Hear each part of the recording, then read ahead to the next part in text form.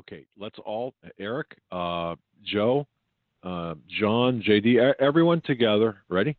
Happy, come on, sing with me. Audience members, let's sing happy birthday. Happy birthday. Okay. To you. All right. Happy birthday, Sheila. Sheila Zilinsky, the weekend vigilante, having a birthday today. She's 29 years young. In your turn. It's such an honor and pleasure to spend this birthday with my two very good friends. And yes, you're right. It's just outright insane asylum meets Twilight Zone, isn't it, fellas? Wow. Yeah. Mm-hmm. Don't even have to turn the TV on for your daily dose of twisted reality. We live in it now. And it is crazy. It's been a while since we talked on air, Sheila. Yeah, Sheila, I got to say this before we go any further. Folks, the people on Reddit, 4chan, other locations, they think, hey, we discovered this pedogate stuff. No, you didn't. Sheila Zilinsky was talking about this years ago. Jimmy Savile, Paterno, all of this. So, Sheila, thank you. You really laid the groundwork for what we're seeing today in the investigative realm, and you really have done a great job. Yeah, you're talking about this, and yet it didn't get a lot of traction. And of course, I was kind of written off as a typical tinfoil hat kook. Now, though, we've forced this issue to become something that the mainstream news conglomeration, they can't avoid this topic anymore. So that's really exciting about the new media, Doug and Joe, is that we've forced them to have to actually deal with this. The FCC regulations coming down. I mean, we have actually forced these hucksters to actually report on the news. And I think Trump really said it the best when he did call these guys fake news. But there's been a lot of backlash and retaliation from the news media saying, oh, well, Trump does not support the freedom of the press. But here's the thing with these clown news and Washington Compost and New York Slimes, they don't report the truth. And that's the thing that we've been struggling with. We've got, Facebook and Google, the absolute virulent censorship going on. We see it with Mike Adams. And it's actually, Doug and Joe, the censorship, the Stasi-style censorship is actually more virulent than I've ever seen it for the last 10 years. And I've always documented the outrageous bias of fascist book speech policies, but now they're notoriously one-sided. You can't even criticize a leftist political figure and they're not swooping in with some, social media giant to tell you that's hate speech, because we don't want to get into this hate. I mean, we are hate mongers, Doug and Joe. Let's just call it what it is. We are bigoted, xenophobic, Islamophobic hate mongers. Guilty as charged, apparently, and we don't need a jury or a trial, but that's right. Just ask any of these morons, these perverse people out there who think that, standards or morals are, kept together with a rubber band. It's amazing. It really is. Sheila, I'm not sure where you want to start, but you've got so much. And let me just start out by saying this. I want to thank you so much for being the person who you are. I don't think I've seen, and this is not false flattery, but I got to tell you, man, people attack you like there's no tomorrow. They must think that because, you're, I don't know, you sustain the attacks well, and you don't, you keep your wits about you, and I just want to say thank you. But where do you want to start with respect to tonight? Because we've got so much on our plate. You got so much on your plate. I was kind of laughing when you brought that commercial up of ZipRecruit. I thought, I need to ZipRecruit a team to deal with all my website hacking the last month. My app's not working. My site was hacked last week. We tried to move it over. Now all the glitches have lost all my media files. My books disappeared off Amazon and they came up just today. Only the Kindle versions now are nowhere to be found. The struggle is real, my friend. And you do get a lot of attacks, especially when you handle big, heavy topics. And of course, ever since the spiritual warfare book came out in mid to late August, it's just been flat out attacks and, covering things like pedogate and covering Israel and the Kabbalah and the Antichrist one world system. I mean, a lot of people, boy, they'll relegate you to the depths of the damned. And Doug, those are the nice ones. And there is not a day when you don't come across these jackals and hyenas, as our good friend Steve Quayle calls them. They will just absolutely, they will pounce on you like a pack of wolves. And they're relentless. This group of people is really relentless. I did have to laugh last night, though. This is a little redemption for all of us when the good old Jimmy Kimmel, the jackass that he is, was just, he's badgering and really disgusting Trump digs, and it was just getting nauseating last night. But I love the fact that he got a little taste of his own medicine at the end of the awards show. They had the biggest faux pas debacle in 89 years. And I thought, perfect. You know what? The spirit of confusion was like loosed on them.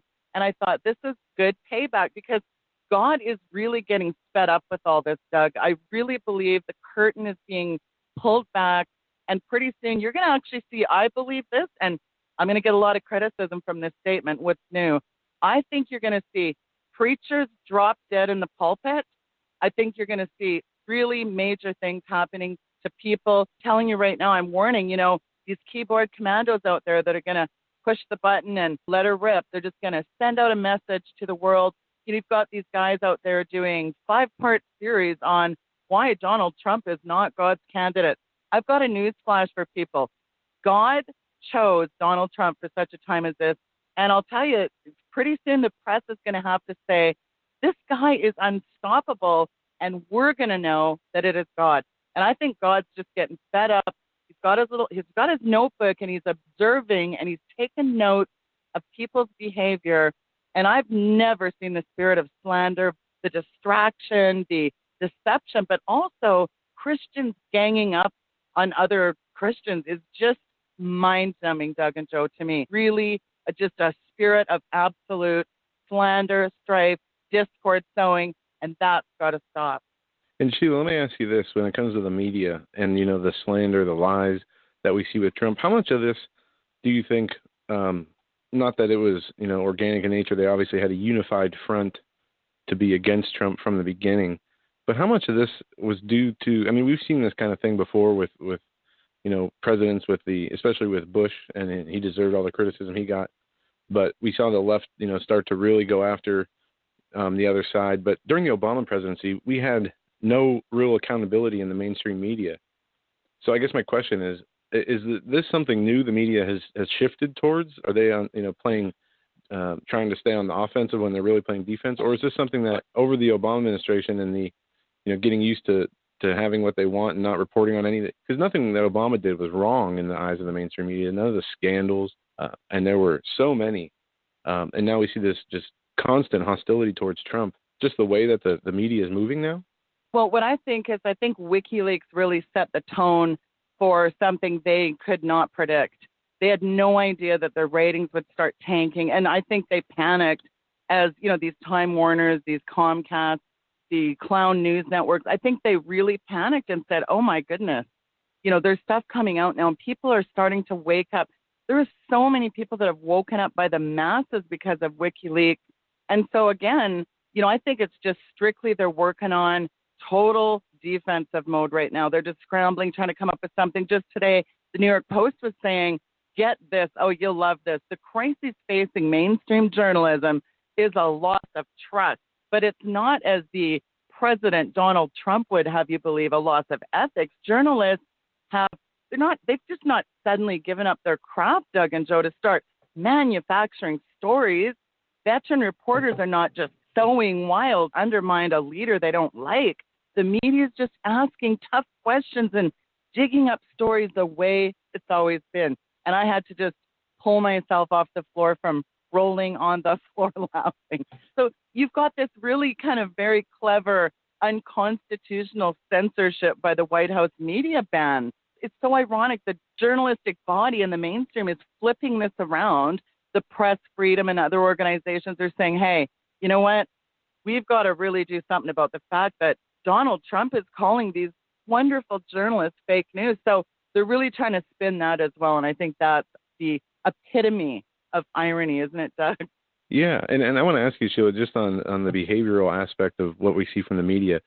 Since, Trump has co-opted the fake news narrative and started dishing it out, CNN, BuzzFeed, we see that what I see in their reporting, whether it's being blocked from that press gaggle on Friday, to being called fake news, the constant, I don't know if you see it in their reporting, what they'll say is, oh, CNN's not fake news. This is the standard excellence of broadcasting. their constant need to self promote themselves, or I like a Mark Dice. People say that about Trump, President Donald Trump. Well, no, it's almost like they have this psychological issue where they need to reassure themselves as well as their viewers that, CNN's great, this is great, or CBS put, a new logo or a new slogan under their logo, real news. Real news. I mean, is there some underlining, psychological issue here, or is this just them trying to prop themselves up? Well, other than the Tavistockian rules for radicals, mind control, mind numbing and dumbing, other than that, I mean, there's a broad array of things going on here. But I think the piece is that us in these sort of Christian-based alternative media, like you, InfoWars, the alternative media, let's think about back when we broke Jade Helm. That originated from us, the irony, and they're not going to run a story like Pedogate. They're not going to respond to that until they absolutely have to, from the people putting pressure on it. And it goes back to the FCC regulation. Look at Chairman Wheeler, who, by the way, he used to be a major lobbyist. So you got this guy that's already got an inappropriate relationship with these big conglomerate companies. That's illegal to me, but it's allowed Wheeler to keep talking about controlling the internet, turning it into a public utility. Let the government regulate it. That's bad, guys. These Comcast and Time Warners, they want to do away with net neutrality. It's not a free market on the internet. You have a few companies that control the flow of information. With cozy relationships with these controllers, we see what happened with Natural News. With Mike Adams can't even get a response from Google. You have a lot of layers to this, and I think this whole narrative of unconstitutional censorship is really a part of now where they're going with it to say, listen, we have very integral reporters and we can't get anywhere with Trump. He's censoring the free press. And so I think they're going to really constitutionally start challenging that legally. And that's where I think we are. I mean, abolishing free speech to me is the thing that's obscene. Go read your First Amendment. That's what it's all about, isn't it? I mean, at the end of the day, and I'm sorry for using that statement. That sounds so trite, but really, what their objective is to terminate the dissenting opinions, dissenting voice like yours, like ours, and push the Tavistockian type of programming to the American people and to the entirety of the West and to the world. Ultimately, I mean, that's their objective. And along with the First Amendment, of course, right alongside that is the Second Amendment on the chopping block as well. And I don't think, Sheila, that Donald Trump is going to have the ability to stop, in the large part, what's taking place, given his position, because obviously we're looking at a congressional type of activities, and also activities, as you mentioned, Tom Wheeler with the FCC kind of changing the rules and regulations of that body. But having said all that, I guess I said all that to say this. Sheila, how are you, as an investigative journalist, I would call you that, as an author, as a purveyor of truth, in a talk show host, how are you strategizing to fight and to ultimately, hopefully, overcome what we're facing? Well, I think we can kind of take a strategy of just, I hate to even say this too, because again, this sounds like such a cutesy phrase, but we have to really be in prayer, and we have to really know that, hey, you know what? We don't know, could be the last program I ever get to talk on. I mean, who knows what happens? Tomorrow they could kill the internet for all we really know. We don't know how much time we have, but we just do what we do. We do our calling, and we do it the best we can, and we plug along with all the malady of afflictions and absolute hardships, because let's face it, we don't have these massive CNN budgets to just, buy all new equipment, and, we're fumbling and kind of bumbling along as we go. We don't have these massive staff that we can just delegate stuff to, and massive resources. Like, boy, we wish we had some of the church's resources in these mega churches and just some of these huge conglomerates. We don't have access to these things, so we just do the best we can. So is that a strategy? Well, my strategy is just go until I can't. And it really is combined with a lot of prayer, because God is not unbeknownst to what's going on in the world. And I really believe there's coming a day very soon when God is just going to start, I mean, he's just going to start some of these hucksters. Look at already what God has exposed in the last 6 months between the Clinton scandal, the email leaks, the WikiLeaks, Podesta, Pedogate. I don't care about this Comet ping pong, by the way. I think this whole Pizzagate term is a little, not a fan of that term. But I'll tell you what, this pedophilia, it's absolutely stunning. These Satanists that are at the helm. I mean, I'm actually really surprised Alex Jones is talking about Satanism. Where has he been for 10 years? Well, we've been kind of the watchman on the wall sounding these alarm bells and written off as kooks. And now suddenly, I don't know what's made Alex Jones turn around. Maybe, Doug, you have insight on that, but at least it's getting out to. But by the way, I'll be on InfoWars this Thursday at 1:00 Eastern with Alex. But he's to his credit, he's done a lot of the backstory behind the satanic Bohemian Grove Franklin scandal. However, that has not been his major focus. Now, he put out a video, Sheila. I don't know whether you saw it, but he took it down. He was talking about the blowback from talking about Pizzagate and how the corporate media and New York Times, Washington Post, how they really changed his words and exposed him to a whole bunch of world of hurt. And you know what, Sheila, I think to a lesser extent that's happening to each one of us, including you, not necessarily changing your wording, but going after you in ways that are not as overt as, we'll say, a Mike Adams or an InfoWars. I'm not sure how I kind of circled around in that, but there you have it. But yes, we, I think, are the tip of the spear in this case, in the larger scheme that's known as Pedogate. I think that I don't know. Does that make sense? You've been at this a lot longer. I guess we're in the conversation, and I think that's kind of the exciting part of it. Whoever spearheaded it, I think all of us have our own part in the body of Christ to play in terms of, there's people listening to your program right now that have just as much of a platform and just as much as influence on their communities and their, in their households, in their communities, in their workplaces. They have people they can reach that you and I can't. So I think it's just a huge effort on behalf of a lot of people that are willing to just step up to the plate and get some boldness. My God, we lack spine in the church today. And that's the thing, is nobody wants to talk about it because, well, we might offend somebody. And listen, there is nothing that offends people more, Doug, and causes them to just absolutely go into disarray than Jesus Christ himself. Look what happened with the blowback with Melania Trump reading the Lord's Prayer. I mean, I couldn't believe the way she was, how dare she spew the Lord's Prayer. What is wrong with this nation, Doug? When the Lord's Prayer is an offense, Jesus Christ himself says he's a rock of offense. So it's not really surprising. You can talk about Buddha, you can talk about Allah, you can recite the Quran at the Oscars like they did last night, but hey, let's not talk about Jesus, right? I didn't see that about the Oscars, Sheila, but you're right on the money. It is becoming an offense to say Jesus' name or to pray in Jesus' name. Before you came on, we talked about it last Friday. There was a town hall meeting in Louisiana where during the liberal protesters freak out after town hall opens with a prayer.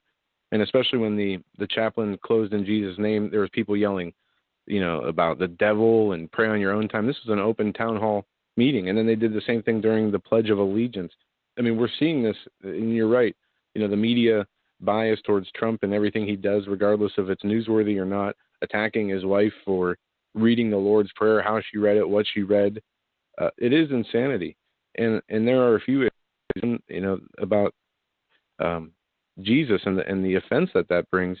I mean, that's something, his name will be put on one of those offensive speech, free speech ban lists, definitely, with the other words like Pizzagate and ISIS or Islam, things like that you see on YouTube. It's getting to that point. And then the wholesale, it's like these people are now openly accepting all the evil that they've been underlining and promoting, behind the scenes subtly for years now. And it seems that we've turned a corner to where they're not ashamed of that evil anymore. And they promote it, they celebrate it, and they get a pass from the media. But the things that are offensive are sometimes righteous things anymore. We do live in an upside down and backwards world. Well, and I think in addition to living in a crazy, chaotic world, and of course, remember what God says in the Word, woe to those calling good evil and evil good. Well, everything is flipped up on its head. I mean, I was looking at a magazine in a doctor's office the other day, and there was a young man on the cover of L'Oreal. I mean, are you kidding me? And then the talk about the transgenderism is infusing our young. There's actually a YouTube channel called Like Queer Kid Stuff. So, you've got males being eradicated by social engineering. You've got feminists out there in the streets wearing vagina hats. I mean, how disgusting and deplorable is that? So with all the recent attacks against males in American society, of course, because it is also trendy now to hate white males, probably white people. It's trendy to just hate whites now. It is. And I'm just saying that. And guess what? I'm going to offend some people, but here it is. All lives matter to God, not black lives. And that is just it's incredible narrative. And it's incredible to see the dumbed and numb population just eating that up. Well, we got to be inclusive. And, So we've got all these college courses lamenting about male toxicity. I saw a young girl on Sheila, her. I'm sorry to interrupt. I'm sorry to interrupt you. I should have cut you off a little bit earlier. We're up against the break, but we can pick up on this right when we come back. Folks, you're listening to Sheila Zilinsky from The Weekend Vigilante. She'll be with us in through the end of this hour, so don't go anywhere on this edition of the Hagmann and Hagmann. Wish her a happy birthday. Send her a happy birthday email, please. Yeah.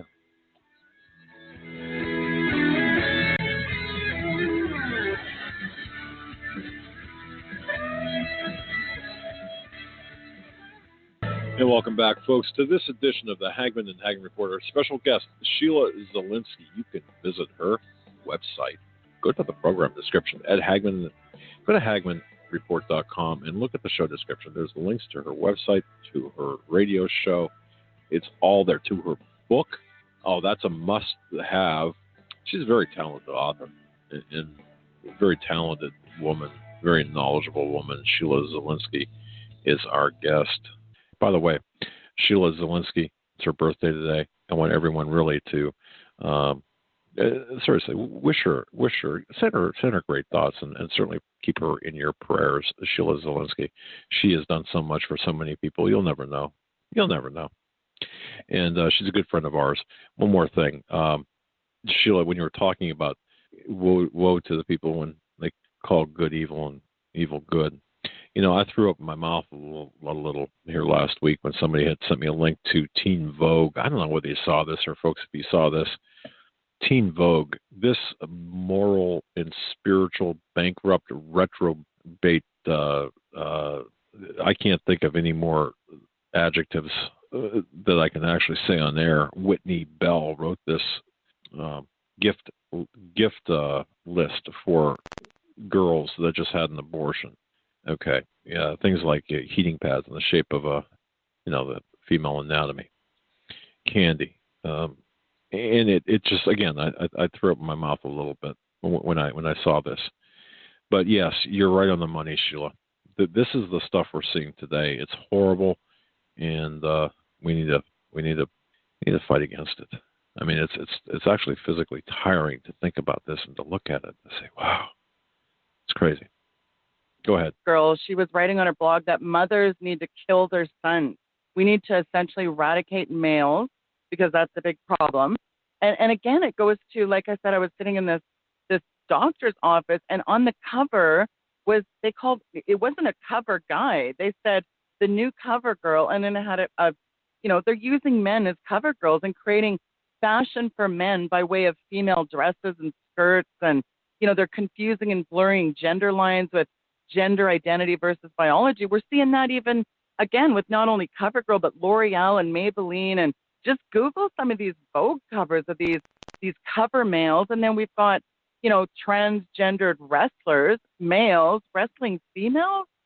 What we're watching here, Doug, is the complete evisceration, the destruction of America via social engineering. And, what I call it, and where I think this stems from, is lawlessness, because we know the subtrope of the end times is, well, the legions of hell will invade our world. There is a complete annexation of demonic forces and spirits that are getting more brazen, and they know where their destiny lies. So they earned themselves a ticket. Satan knows in the ultimate coup d'etat that started in the garden. Well, where's he going? He knows where, and he's taken as many down as he can. And of course, there's an all-out war being waged right now. And so we're in the biggest war of our life. And that is when I think the spiritual warfare is so important. It's just like Mark Taylor was on my show Friday, and we actually just spent the last part of the show doing warfare prayers against look at the witchcraft that was being sent against Donald Trump. I mean, if that wasn't straight out of the pit of hell. So you've got all these witches and Wiccans and pagans coming together to wage spiritual warfare. Well, it's time that we storm the enemy's camp and we start taking back some ground as spiritual warfare proponents, because we're not wrestling with flesh and blood here. We're fighting principalities and rulers and spirits of wickedness in heavenly places. So it's time to get your battle armor on and start waging war, because, again, I think, Doug, Carla and I said this on your show when the book came out, is, we sing all these cutesy phrases like we went and stormed the enemy's camp, but who's really going out and doing that? Who's actually taking their place of authority? We have authority over all the power of the devil. So all this stuff is not news to God. He gave us the tools and the equipment to do something about it. We went to war on that prayer, and we broke off. We came against the power of the spirit of the witch and the wizards and the warlocks, and we bound that up. So we have the ability to do that. And God, in warfare is when you're addressing the enemy. And I really think Christians need to snap out of their trance and get into their prayer closets doing spiritual warfare, because you know what? It says that right in the word, that even as they did not like to retain God in their knowledge, God gave these people over to a reprobate mind to do these things which are disgusting, like we're talking about. Men leaving the natural use of women, burned in their lust towards one another. We've got a movie last night in the Oscars that is about homosexuality. I mean, that is the order of the day. And so, I'm not bashing gays. I'm simply saying that God has a way, and this is not it. And so, we're being filled with all unrighteousness, fornication, wickedness, covetousness, maliciousness. Go read Romans 1, I think it's in verse 27, 28 around there. It talks about this, murder, envy, deceit, maliciousness. That right there is today's news headlines right out of the book of Romans. And you're never going to see that on the news, as obviously one thing that's been missing from our news media for a significant amount of time is any references to religion or Jesus, except if it's in a negative light. And they'll always, whether the problems are real or manufactured, they'll bring you the headlines of the problems, but they'll never tell you the real solution. And there's obviously an agenda behind that. They don't want people to accept that and go along with that. They want people to hate that. And as you said, they promote, this is a spiritual battle at its core, and they want people to love the world and to be a part of the world as much as possible, because we know this is a battle for the souls. And if we can go back, Sheila, this is something I asked you earlier, the outright open and acceptingness and promotion of evil from these people. One of the examples of this was this, gathering of these witches for cursing the president of the United States. I mean, do you remember at any time in our country's history where, that was an acceptable act, not only that, but promoted by the news media almost as something, in a positive light? It just is, it's so mind-boggling to see the behaviors, the violence, and now go curse, pray to evil and curse Donald Trump. And they just throw it out there and they talk about it as if it's normal. Well, our good friend David Langford said it, and it comes back into my mind, is that word lawlessness, unprecedented, accelerated lawlessness. It's kind of not really, I don't think it's really surprising to us to see this incremental frog in the boiling water acclamation towards just all out, complete, rails off insanity that's unfolding. And it ought to show people, especially these, so-called agnostics and atheists, it ought to show them that God is at the helm, because my goodness, if you can think about the opposite of good, what is it? Well, it's evil. And if you can't see evil in the world, how, Doug, can a sane person say, there is no God? In the world that we live in, how could you deal with the stressors if you didn't know Jesus Christ is your Lord, that he's got it? He's a counselor. He's your defender. He's your shield, your buckler. I mean, we have that assurance as Christians. Dear God, how does the world cope with what's going on? I mean, we have enough attacks, and yet, we do have that blessed assurance. But how is the world coping with this is what I want to know. Yeah, that's a great question. And I think just so many people are turned over and so far from any spiritual understanding for whatever reason that they can, I don't know, it's like the reality. And with the traditions of at least Christians, when you see polls saying that 70% of America still identifies as Christian, and then you see what happens in this country on a daily basis, it's hard to rectify that number into anything other than, people are lying when they're taking that survey. It just seems that people have become so disconnected with reality, and that has something to do with it, in my opinion. Yeah, that's the spirit of delusion, and that's what we're seeing exactly. Delusion. I mean, it was really funny. The Pope came out on Friday and said he was lessering charges for these pedophiles in the Catholic Church. The Catholic clergy, of course, it's just ubiquitous pedophiles in that organization, and yet saying, well, the Pope has to, he has to, not cause waves. And I thought, like, what is wrong? Like, that is the biggest thing I'm asking myself is what is wrong with these liberal lemmings, and even Christians posting, I know Bush's daughter, Barbara, is set to deliver a speech at the Planned Parenthood fundraiser, and it's not any speech, it's actually a keynote address. And I saw these Christian women going, oh, isn't that nice that, Bush's, the little Planned Parenthood. I said, you know what? And I posted this. I said, Planned Parenthood is the #1 abortion provider in the United States, and raising funds for it is like raising money to fund a Nazi death camp. And I'll tell you what, I must have got blocked by about 100 people just with one post. It just goes to show you the insanity. And, and this goes back to the human 2.0, these geneticists want to create these artificial genomes by synthesizing our DNA. Like, if they're not splicing and dicing our DNA, they're genetically engineering this unholy mix of man and beast. Our friend Tom Horn talks about it, but we now have real life Animal Farm. These scientists, we know a couple months ago they created a first pig human hybrid. So this is the insanity that's going on. We don't bat an eye, Doug and Joe, on things that our parents would have took to the street over. Really, you're exactly right. Go ahead. If we can shift gears a little bit here, I want to get back into the pedophilia story, because there's a recent story about the Pope, and I'm reading on this on Catholic Herald right now, but there are other stories that put it in a much better, more truthful light. And the headline here is Pope reduces sanctions against some pedophile priests, where he talks about mercy, and they go through some cases here and how the Pope dismissed 2 longtime staffers who worked for the discipline section that handles sex abuse cases, but he gave clemency to a few priests who were later convicted of pedophilia. And he goes on to talk about how, we need to show more mercy, and it's a disease, and they shouldn't be facing jail time. They should be given prayer instead. And it's just very telling. And it reminded me back when the Podesta emails came out, and Hillary, this is right before the election, when the Pizzagate scandal was front and center in all of the alternative media.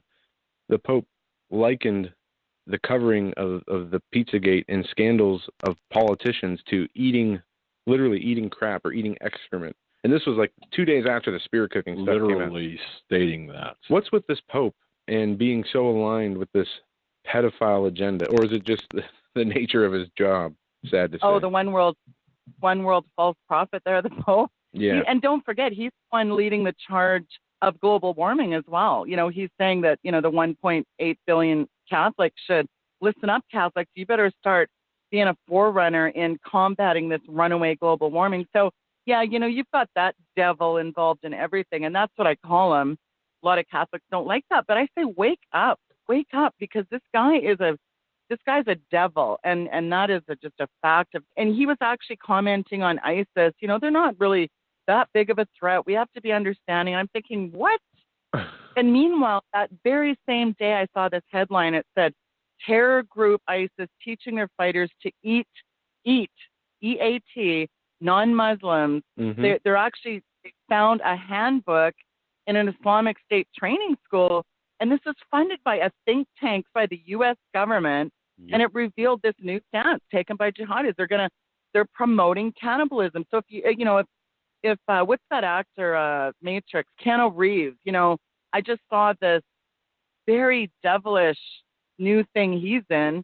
He's basically there's this new, I don't know if it's Netflix or something, but now they're coming out with cannibalism.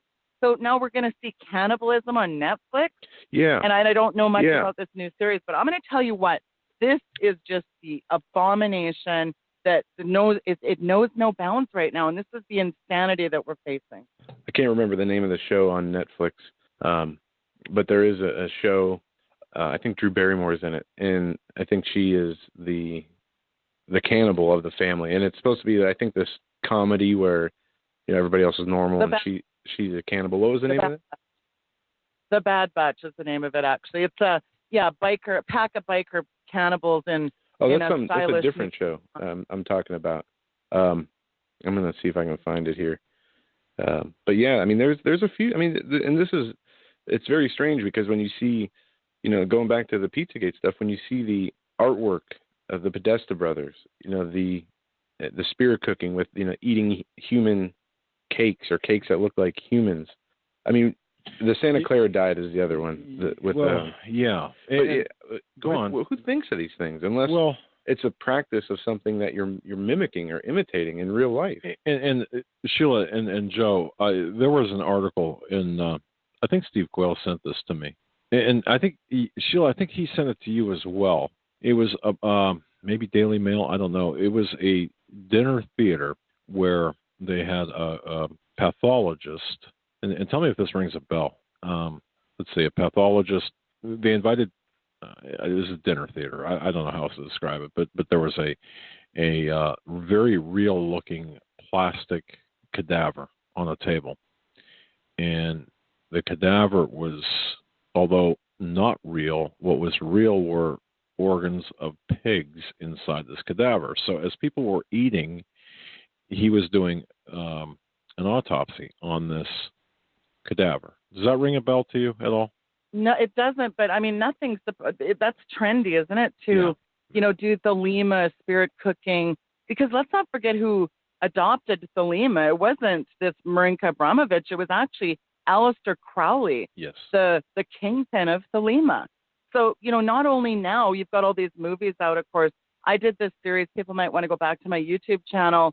And subscribe to my YouTube channel because that's about the only media I have lately with no app, no website, no archive. Honestly, I did this incredible, it's called The Occult Superheroes. And I really broke down all this Disney, DC, Marvel, this match made in hell itself, about all this incredible divination, sorcery. I went to this Doctor Strange a couple months ago and I had to do a breakdown because it was straight out of the occult. And of course, Thelema was one of the overtones in that as well. So you've got all of this Thelema being resurrected, coming to life, and right on the big screen in front of our children. And what was straight out of it to me was that book, and that's another billion-dollar empire, is Harry Potter. His new book is Harry Potter and the Cursed Child. Yeah, there you go. A curse comes with that book. And this is what they're teaching our little children to do: incantations, divination, sorcery, and witchcraft. Does that not make people do a double take when you see parents buying this book and some Christian parents buying these kind of things? So you've got really sugar-coated witchcraft here. But I'll tell you what, the big kingpin is Thelema, and we're being taught layers of this. We're just getting a steady diet of this complete predictive programming, indoctrination. I mean, I'm preaching to the choir, right? I'm not telling your listeners don't already know, but here's the thing. We have to combat this, Doug and Joe, with taking our authority over all this nonsense. The Bible says, I suffer the witch not to live. Well, that's what I say in my prayers. I come against witchcraft and I come against witches because it says in the Bible, the witches are not permitted to live. That's what kind of curse it brings. So I do believe you're going to start seeing, well, I really do prophetically believe that you're going to start seeing people drop dead from casting spells and doing all this witchcraft. And it's mind control too, Doug. It's a spirit of control, and it's very, very devilish. Indeed it is. And smack dab right now, Sheila, I'd love for you just to tell people how people can tune into your show, where to go on the internet. Just give a full throttle plug of your work, including your book, if you don't mind, because I want people to really take advantage of everything you've got to offer here. The main housing, my main website is, of course, weekendvigilante.com, and it has the book link. They can go to powerprayers.ca too if they haven't picked up a copy of that book. I've got now a create space for it because it disappeared off Amazon, all sorts of crazy stuff. But yeah, weekendvigilante.com. Of course, greengospel.ca is where the major book is, Green Gospel. But this new Power Prayer book, I'll tell you, Doug, this is a compendium that Christians do want to get if they don't already have it. And if your listeners bought it and they have a testimony, I really want to say, please email me. We're going to be doing a show on the testimonies, and we're getting a lot of very powerful testimonies on how that book is changing people's walks. And I'm really excited about that. And it's such a pleasure to be, back on with my two favorite co-media horts. Well, thank you. It's a pleasure, and it's a pleasure to have you on, and it's a pleasure to work together in this. And you said so many, you had so many salient points tonight, so many important points. But I think the big takeaway is that all of us in the independent media, the Christian conservatives, those who I can